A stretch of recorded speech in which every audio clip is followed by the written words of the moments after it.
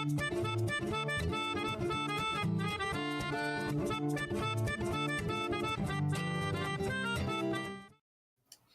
you guys, and welcome to the Steele Wars Hyperchat. It is Monday, the 7th of December, 2020. And listen, hey, very excited for today. Coming off a huge Mandalorian episode. Regular viewers to the YouTube live stream, they make fun of the little clicks at the start of the show. Right. So I turn off my microphone so the clicks don't show up, hopefully. But our guest had to get in his own clicks. Alex, you clicked up my bloody intro. I didn't do that. That was you. That was Steele. Don't believe him. You are trying to jinx me. You are here to booby trap. You are an infiltrator into my humble YouTube stream. You see me just climbing, scoring up the algorithm, and you're like, I got to get this guy some errant clicks. Get him out of here. Errant clicks. How you doing, dude? I'm good. I'm tired, but I'm good. Still excited off a Friday. You look, with your slicked back hair, it looks like you're still like blown away from the episode. You know what this actually means is that I haven't showered. My hair Really? just I was in bed reading like this, and that my hair just is now going to stay that way. Oh, in bed with Alex. Things are getting saucy already on the show. Alex from Star Wars Explained. Pleasure to have you here. I always enjoy watching your content. I enjoyed a bit of content today that I enjoyed for maybe not so positive reasons. And you were answering your Q&A, and you hadn't seen this episode yet. I've listened to a few podcasts, like catching up, and just like gone, oh, these people don't. Cobb Vanth getting back the Mandalorian. So it's been really good. But how I don't know if it's like you for me, but doing like all the content about it, and then the excitement, like the weeks are going so fast. Yes, incredibly fast. I can't believe there's only 2 left. It is just shocking. Just shocking. Now, I was interested that you didn't really take to the Jedi episode. Mm-hmm. That wasn't what didn't hit you with that one? You know, it wasn't at all anything about the episode itself. And I think that I don't know, maybe I should have made that a separate thing outside of a review, because it wasn't really a review. I was more like reacting and voicing concerns that I was feeling, which was just me being anxious about something that might not happen. And if it's going to, it hasn't yet. Because I liked the episode. I think I liked it more than like half of season 1. But I was still just like, with all the Ahsoka coming in, and then they're talking about Grand Admiral Thrawn, and I was just afraid that they're going to keep like pulling more and more into this show. And I'm like, there's already so much going on, and I don't want it to lose focus. So that was more what I was talking about. I'm sort of enjoying all that, like the Grand Admiral Thrawn and stuff, because I see it as it's not losing focus. It's about to splinter off. And I've got theories. I've mapped out a Lucasfilm planogram for their next big convention, hoo-ha, but we'll talk about that later on. Right. Hey, there's something that I do have to up top. There's been some accusations of you. I can't, where is this message? I can't. Ah, yes, here we go. Matthew Mole says, can we address the elephant in the room? What did you say about Toro? I've heard, it's gotten back to me, that you've been bad-mouthing Toro Calican somewhere on the internet, the Imperial Senate podcast, something like that. Come on. Oh, was it? That's not what I was thinking of. So there's multiple. Yeah. Multiple. You're hurting me. You're hurting my boy. So just chill out, all right? Okay. I won't. No Toro hate here. Don't make me Corey you, all right? Do not make me Corey you. I'll do it like that. Put your shirt logo like right here in case a guest says something you don't like, and you can just pop it up. Oh, you mean this one? Yeah, that one's good. Okay, nice. Don't worry, I've got it ready, buddy. We're going to do some theorizing. So I have got it ready. Now, over the weekend, maybe on Friday, I think Jordan from Cinelinx, is that where Jordan? And he broke a rumor, a leak, if you will, High Republic animated series. Now, you're saying to me before the show that you're sort of trying to catch up with reading what you've just been sent. Does this animated rumor speed up your reading process? Are you now a more animated reader? Pardon the pun.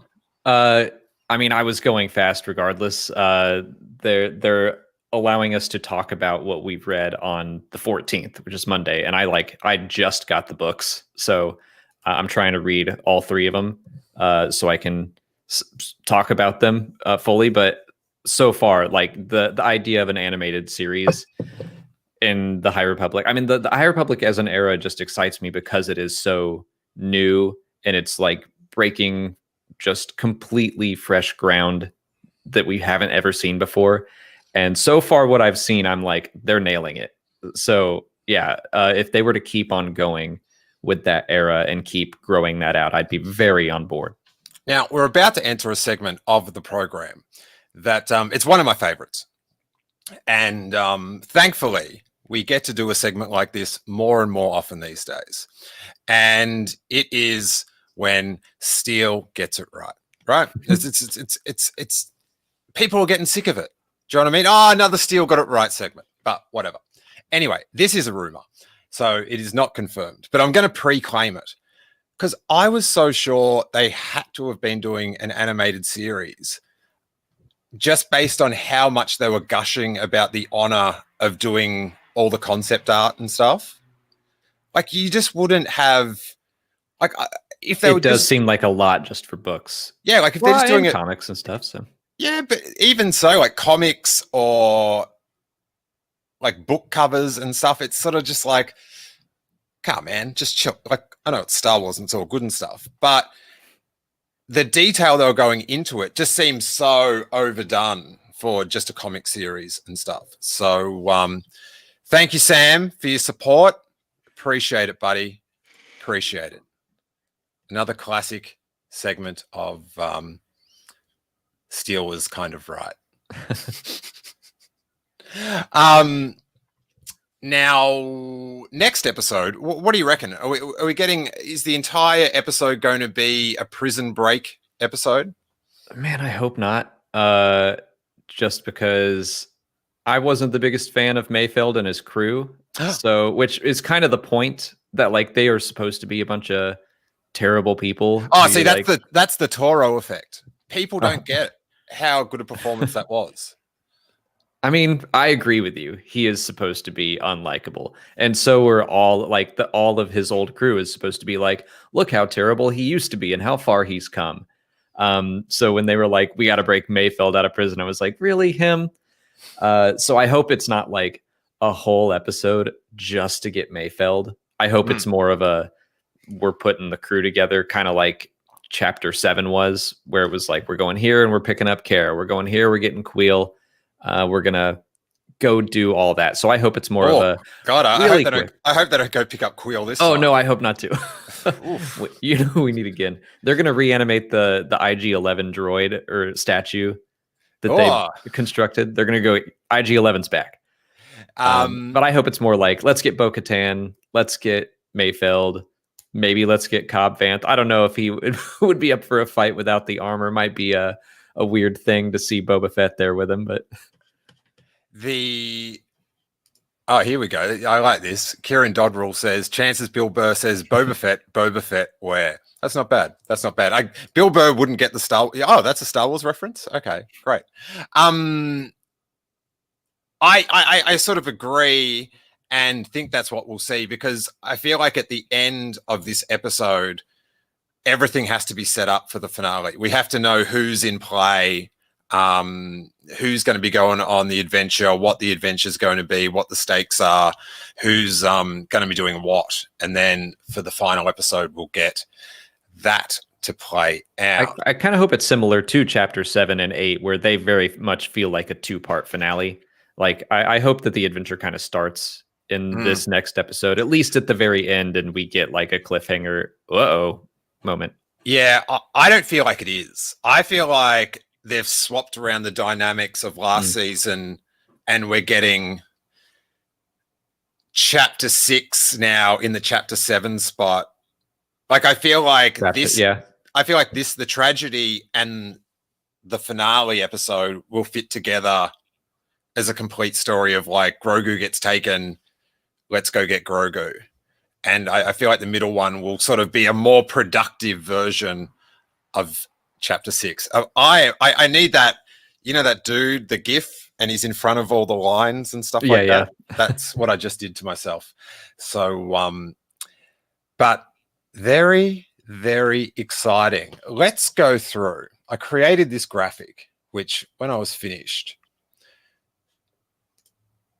I was just like, what? And if you listen to the podcast, it'll be the cover art of the podcast. So hopefully you'll be able to check that out. But it's a little slide frame of a lot of the major players possibly going into the final 2 episodes. Bill Burr is the first one up. He's a lock. He's going to be there. The next one up, we have got Bo-Katan. What do you reckon, Alex? What do you reckon about Bo-Katan coming in? God, I hope she's there. I would kill for more Bo-Katan in this series. Yeah, I sort of feel like that's a pretty good bet, because I mean, they're going to attack Moff Gideon. He's got the Darksaber. Like, they're going there anyway, so I feel like she'd want to hop on board. Well, she's an easy get. Do you know what I mean? Like, she's all it's like if you want ice cream desperately, and someone says, "Hey, we're going for a ride to the mall that has the ice cream shop." Exactly. You're going to get in because you're getting a free ride and ice cream. Totally agreed. She's in.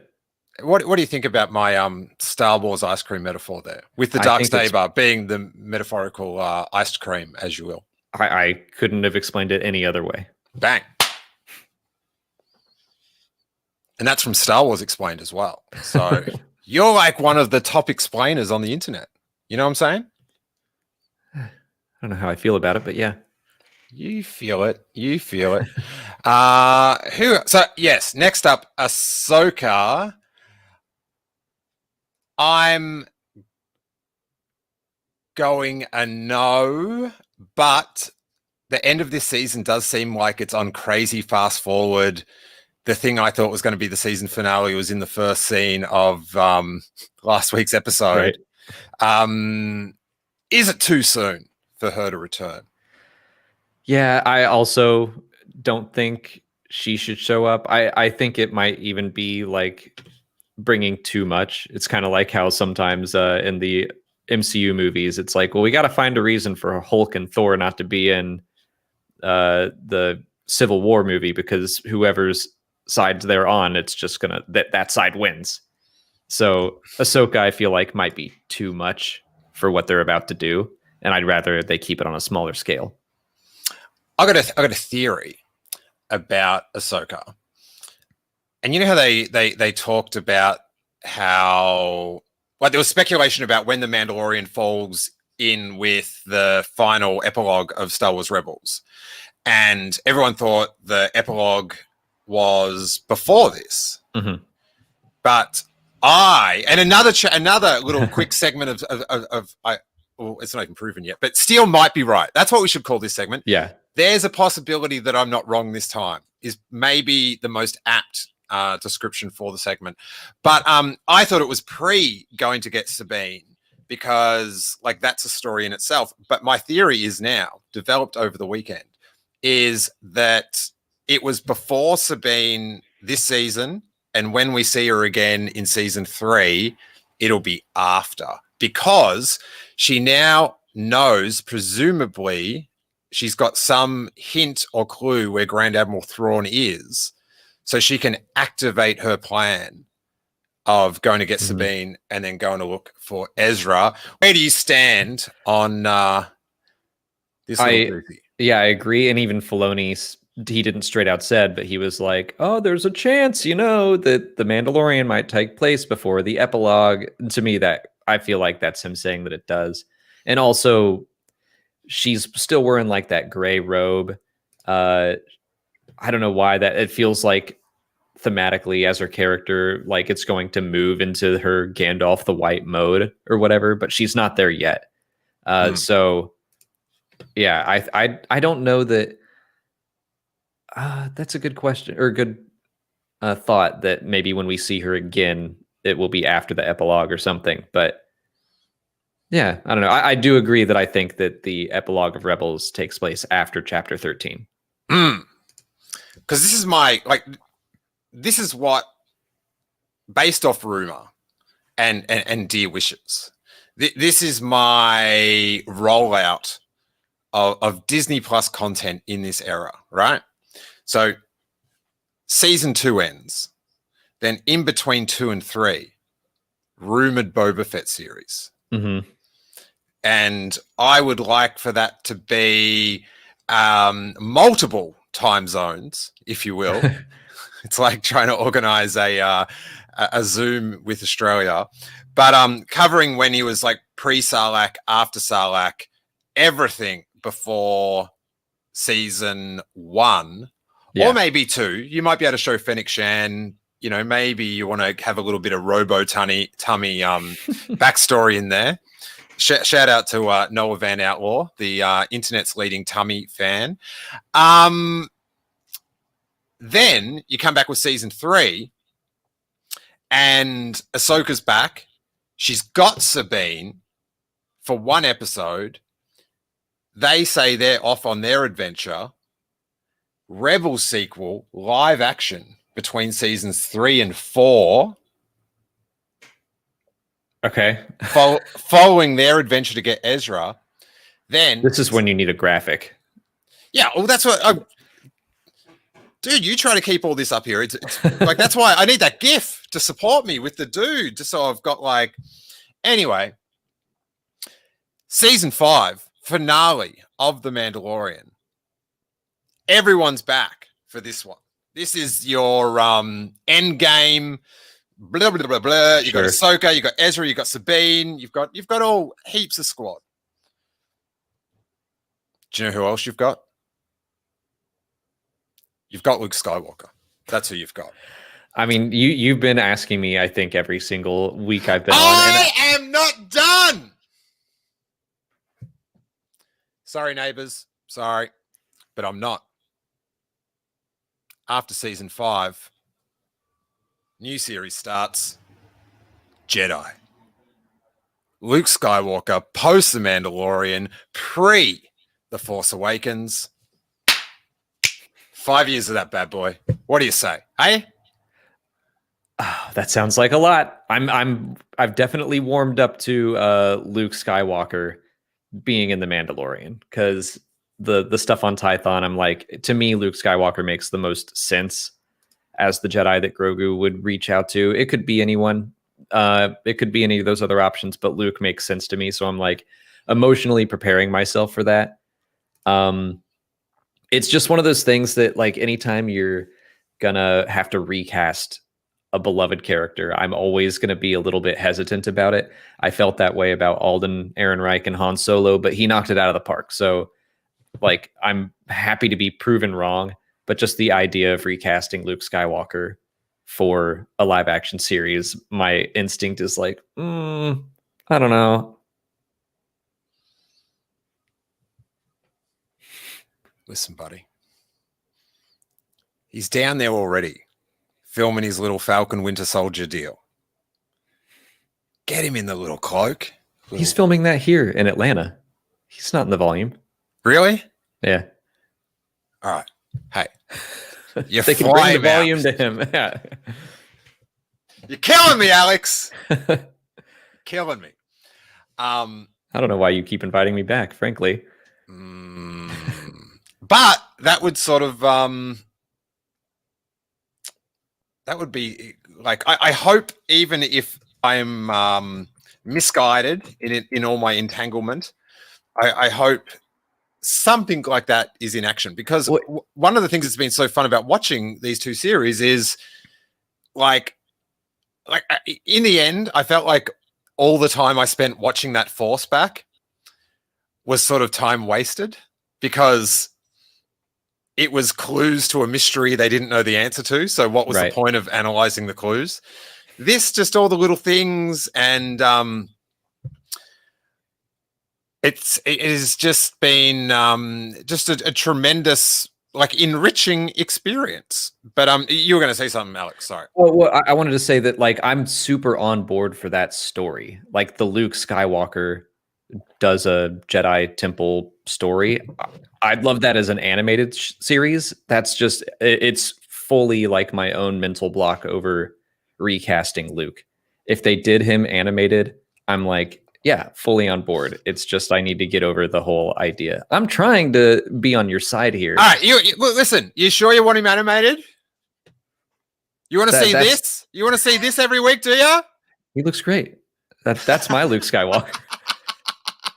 Squatto.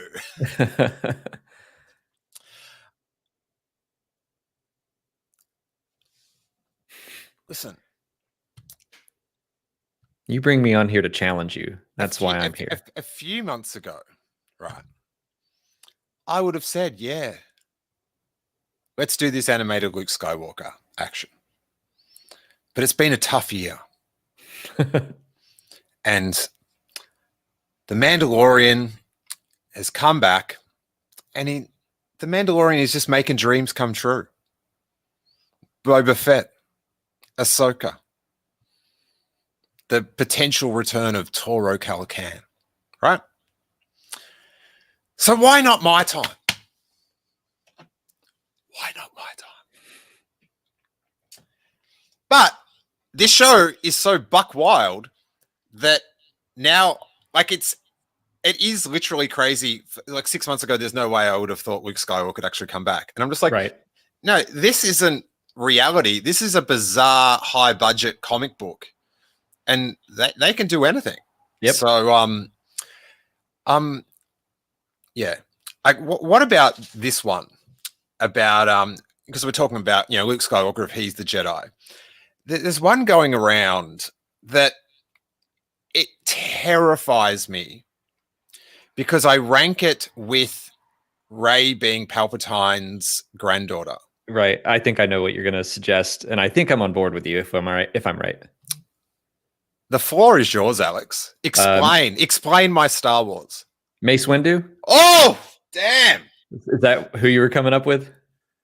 Extinguish the Purple is my new sticker. I agree. I cannot, like, and also, I mean, God bless all you people in our live streams who just want a question answered, but like it gets asked over and over and over again. And I'm just like, we literally just talked about this 2 minutes ago, but like, you weren't here for the live stream, and now you ask it again. And I'm like, Mace Windu should not come back.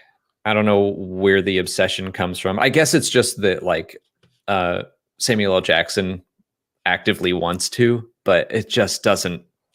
That feels like it's working against a lot of stuff within Star Wars, especially in Revenge of the Sith, of just like, his death is important, and I don't think we should take it away.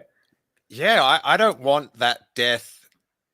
Like, it's such a punch to the chest, and the beginning of that thing of like, oh, he's gonna do it. I wish he was like, So yeah, it terrifies me though. It terrifies me. Yeah, because it's like, because you're right. The Palpatine thing. You're right there, and also it's just, as much as I like Darth Maul's stuff in the Clone Wars and Star Wars Rebels, that sets such a bad precedent of like, well, of course Mace Windu could survive that. Darth Maul survived that. So like, yeah, literally any character can survive, and death should have some sort of meaning. Like, please stop bringing characters back from the dead. It's like when people say, that's it, I'm deleting my social media. And then you see a tweet from them 2 days later. It's just like, it means nothing anymore. Right. Okay. Next character. I think the Mandalorian will be in it. Pedro Pascal. Yeah. What a cheeky monkey you are. What a cheeky monkey. Next in the order. Din, do you think Din, I don't know who to credit this theory to, but love your work. It is someone, I talked to so many people over the weekend about these shows, but that in saving Grogu, if you will, Din will take off his mask to snap him out of something. Like, is the poetry it rhymes of the Mandalorian going to wrap us around for the season finale, and we get Pedro getting his mug in, just like he complained to George Lucas about. Right. Not in the face, George.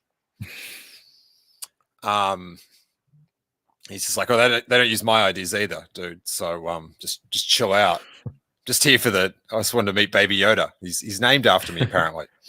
What do you reckon? We're getting another face shot? Yeah, I think so. And I really like that idea. Molly also said something similar, that Grogu might be going a little dark side. He's full of fear. He's full of anger right now. And I think it was foreshadowed in the Jedi episode when Ahsoka was like, connect with him. Like, Molly then was like, take your helmet off. And it didn't happen. And they did the ball thing. And like, he still is carrying the ball around. But yeah, the ball might not be enough if Grogu's like going full on dark side and he needs his son to snap out of it, show him his face. All right. This is what I love about this show. And okay, I love it. I love it more now than I did at the start of this show, right? So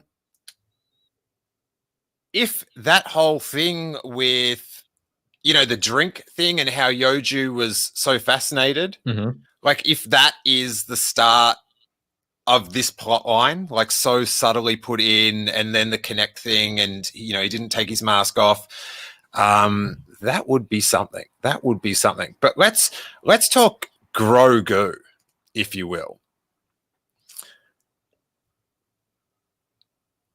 Talking again about foreshadowing of the show.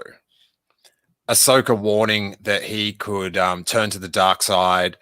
The consumption of eggs maybe could tie into it. I don't know.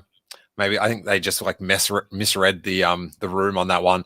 And the final shot of him force choking stormtroopers. Could the finale of this season be just like a brutal Empire Strikes Back? Giancarlo has hinted there's going to be a giant moment or something. Could it be that not only that Grogu has been captured, but Grogu's been corrupted? Like, is the explosion of the Razor Crest a precursor to absolutely everything in Din's life going haywire for the beginning of season 3? Could they do it to us? They could. I still think the season will end on a hopeful note. I don't think they would end it on just a real bummer. Because even Empire, I feel, ends with like a moment of, we're going to get Han back. Like, I don't think they're going to do anything too devastating, but I could see maybe, hints of, and that could be it, of like Grogu doing something dark side and Din taking his helmet off to snap him out of it. Like, it's still something that, this is dangerous going forward. I kind of see it as the end of season 2 of Rebels, where Kanan is blinded, and then like the very last shot is Ezra opening up the Sith holocron, and you go like, oh man, he's about to go dark side, and nothing really came of that. The holocron really didn't go very far for Ezra, so maybe they'll tease something like that. But I guess I'm not too worried about Grogu being horribly corrupted. I hope not. So you're not a parent, buddy. That's all I'm going to say. Yeah, I'm not. I'd love to hear your take. We watch movies now where young boys are out doing dangerous things. Like we watched that movie mid-90s that Jonah Hill made about him skateboarding in the 90s, and the kid's, smoking and hits his head skateboard. And my wife is like bawling her eyes out because she's just like projecting. It's out of control. Mm-hmm. Hey, I do want to say in the chat, I just had to block someone. Hey, it's just talking about Star Wars. There's no need to get overly grumpy. And I am 0 up for second chances because I just don't need that bother in my life that there's people angrily arguing or calling names. It's just a difference of opinion.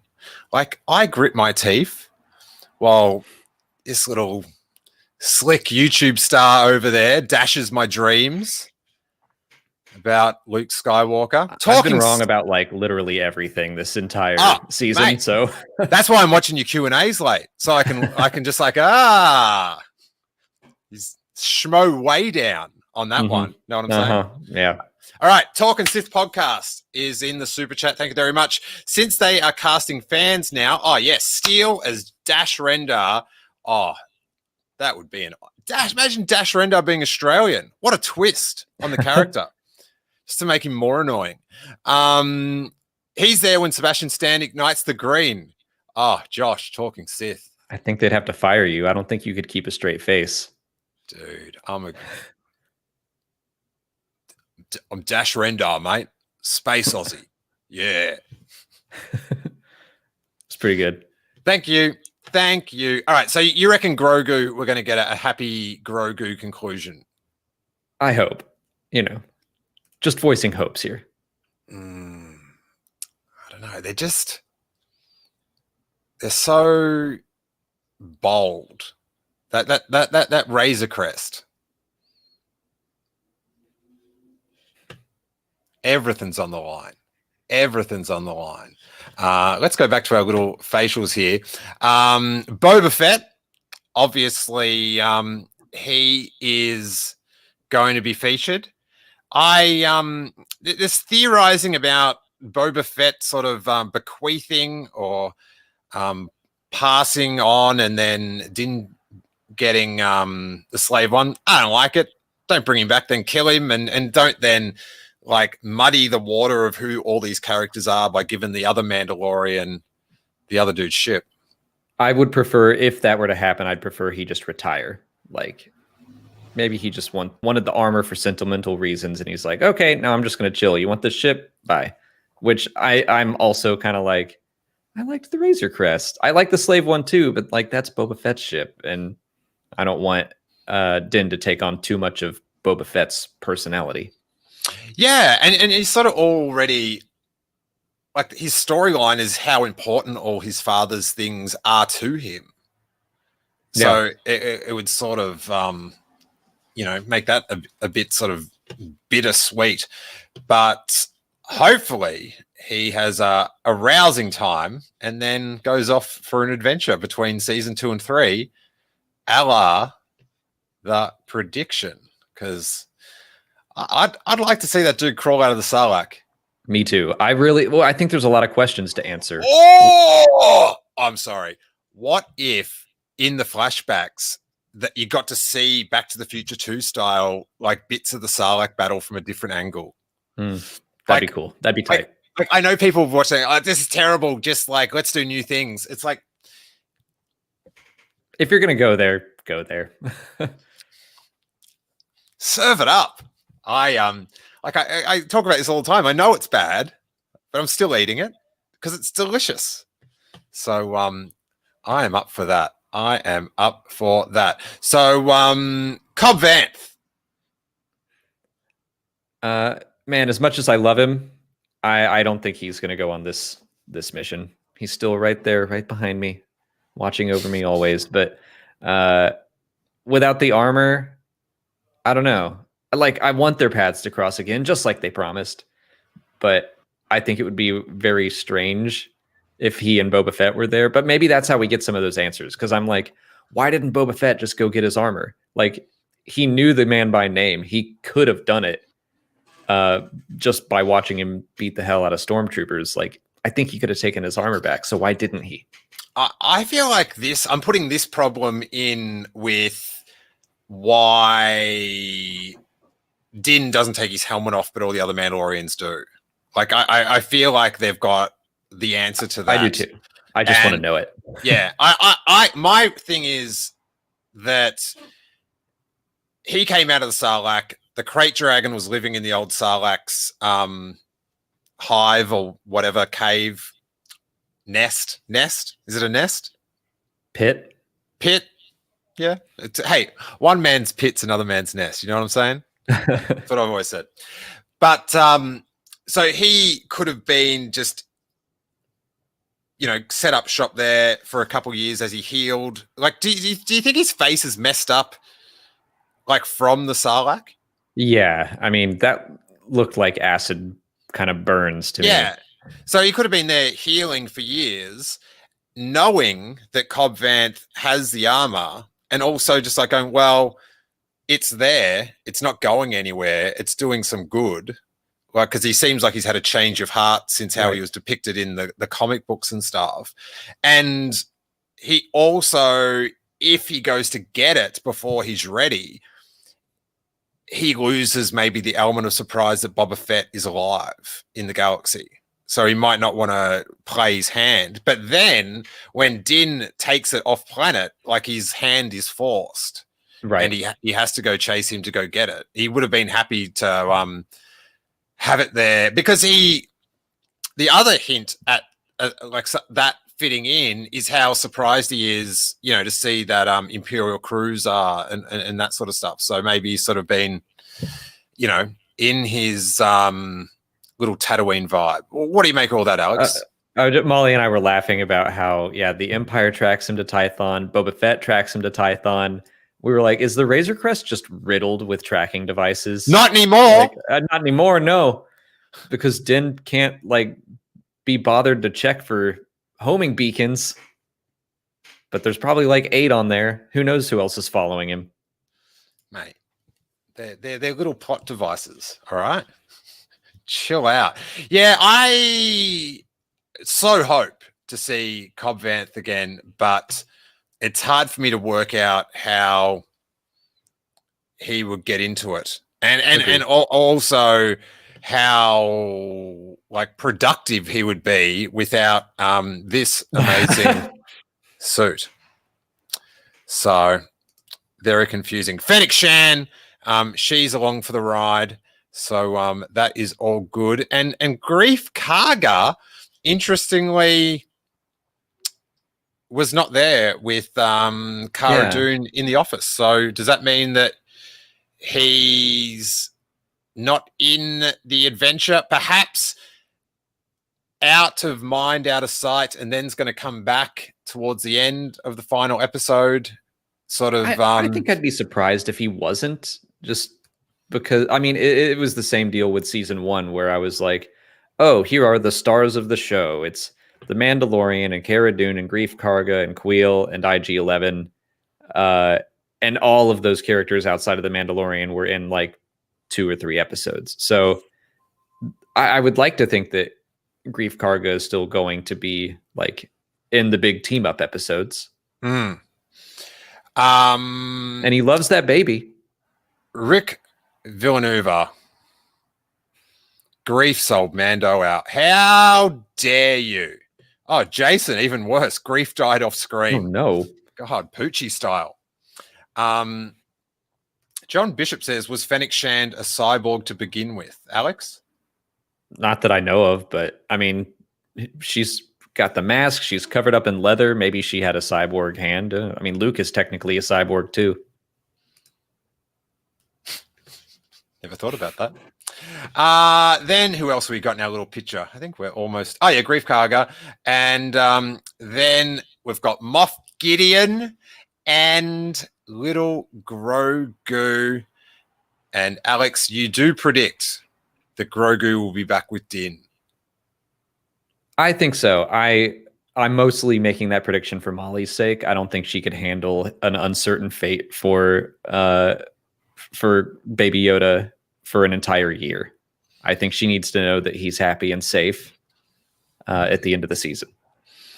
I want it too. That is the bit of Star Wars I'm like most emotionally invested in, is Din and Grogu's relationship. But yeah, this show, I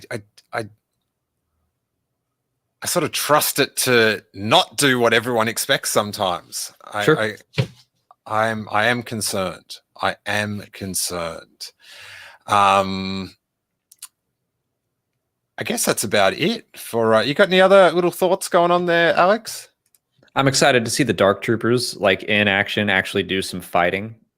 Big old fan of the Dark Forces video game back in the day, so I very much look forward to seeing our heroes have to deal with them. Yeah, I'm not big on them. I was happy that again, I love this segment. Steele was not wrong, totally. I was happy they're not involved seemingly with the Grogu blood.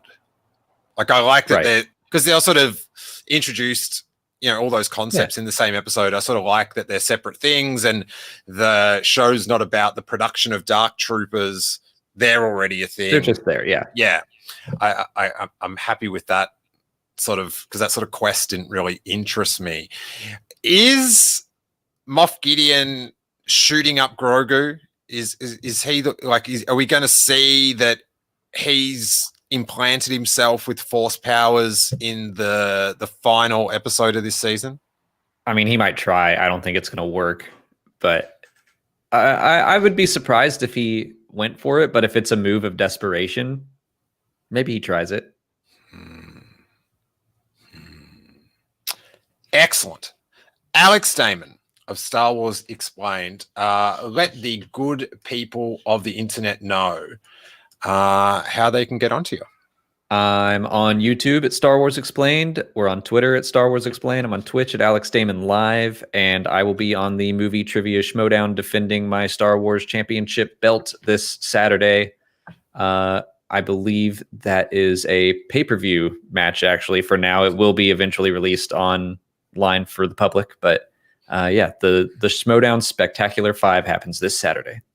Excellent. Oh, I think I missed a comment here. I've got to just get this one in. Oh, Star Wars Decoded said Steele forgot the star of the show, the Mythrol. And I would love for Mythrol to be back. I'm a big Mythrol type of guy. So I am feeling that. And there was a comment. Oh, the Mouth Breather says those Bones Brigade Star Wars t-shirts are sick, which leads me into a sweet plug that on below the collar.com we have got a bunch of new teas, including the Child, the Black Flag inspired A New Hope, Exegol for lovers, and Yub Nub.